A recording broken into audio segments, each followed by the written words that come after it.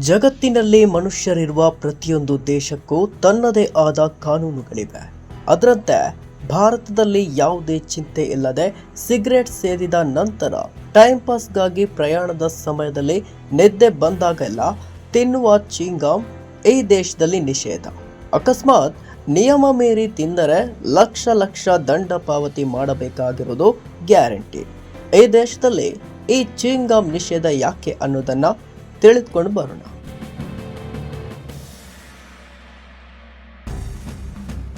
ಹೌದು, ಸಿಂಗಾಪುರದಲ್ಲಿ ನೀವು ಚ್ಯೂಯಿಂಗಮ್ ಅನ್ನ ವೈದ್ಯರ ಪ್ರಿಸ್ಕ್ರಿಪ್ಷನ್ ಇಲ್ಲದೆ ತಿಂದ್ರೆ, ಬಲೂನ್ನಂತೆ ಬುಗ್ಗೆ ಬಿಟ್ಟರೆ, ಅಲ್ಲಲ್ಲಿ ಮೇಜಿನ ಕೆಳಗೆ ಅಂಟಿಸಿದ್ರೆ ಜೈಲು ಶಿಕ್ಷೆ ಮತ್ತು ಭಾರೀ ದಂಡ ಕಟ್ಟಬೇಕಾಗುವುದು ಗ್ಯಾರಂಟಿ.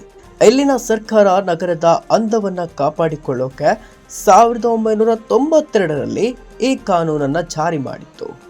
ಅಂದ ಹಾಗೆ ಈ ನಿಷೇಧಕ್ಕೆ ಕಾರಣ ಏನು ಅಂತ ನೋಡೋದಾದ್ರೆ, 1987ರಲ್ಲಿ ಸಿಂಗಾಪುರವು $1 ಬಿಲಿಯನ್ ವೆಚ್ಚದಲ್ಲಿ ಅತ್ಯಾಧುನಿಕ ಮಾಸ್ ರ್ಯಾಪಿಡ್ ಟ್ರಾನ್ಸಿಟ್ ರೈಲ್ ವ್ಯವಸ್ಥೆಯನ್ನ ಪ್ರಾರಂಭಿಸಿತು. ಆದರೆ ದುಷ್ಕರ್ಮಿಗಳು ಅಗಿದ ಚ್ಯೂಯಿಂಗಮ್ಗಳನ್ನು ರೈಲಿನ ಸ್ವಯಂಚಾಲಿತ ಬಾಗಿಲುಗಳ ಸೆನ್ಸರ್ಗಳ ಮೇಲೆ ಅಂಟಿಸಲು ಪ್ರಾರಂಭಿಸಿದ್ರು.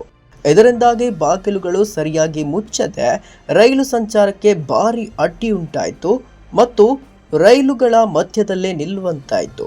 ಇದು ಸರ್ಕಾರದ ತಾಳ್ಮೆಯನ್ನ ಕೆಡಿಸಿತು.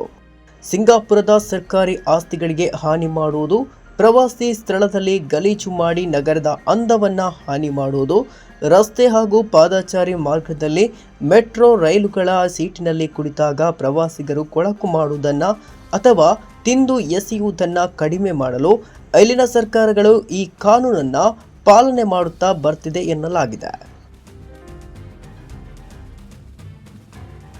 ದಂತ ಚಿಕಿತ್ಸೆಗೆ ಮಾತ್ರ ಬಳಕೆ ಮಾಡಬೇಕು.